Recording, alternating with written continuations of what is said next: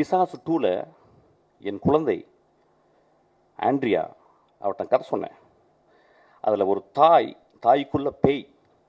அப்போ சொன்னேன், அந்த பேய் நிறைய விரசமாக இருக்கிறான், அதுக்கு நிறையா நிர்வாண காட்சிகள் தேவைம்மா, நடிக்க முடியுமான்னு கேட்டேன். அவன் அந்த கதையை கேட்டு சொன்னான், நடிக்கிறேன் ஏன்னா. நான் என்ன பண்ணேன், அதுக்கு ஒரு ஃபோட்டோ ஷூட் பண்ணேன். அந்த ஃபோட்டோ ஷூட்டு ஒரு பெண்ணால் எடுக்கப்பட்ட ஒரு ஃபோட்டோ ஷூட்டு ரெடி ஆயிடுச்சு. என்னுடைய அசிஸ்டன்ட் டைரக்டர் ஈஸ்வரி அனுப்புகிறேன், நானும் உள்ளே இருக்கேன். அவள் அந்த பெண் அந்த அந்த அந்த அந்த மிகச்சிறந்த ஆக்ட்ரஸ், அவள் மிகச்சிறந்த ஆளுமை. அவள் என்ன பண்ணா, என் நம்பிக்கையில், என் கதை மேலே இந்த நம்பிக்கையில் அவள் அந்த ரூமுக்குள்ளே போயிட்டு அவள் நிர்வாணமாக வெளியே வர வேண்டியது. நான் அவள் வீட்டு வெளியே போயிட்டு சிகரெட் பிடிச்சிட்டு நான் அப்படியே ஆஃபீஸ்க்கு வந்துட்டேன்.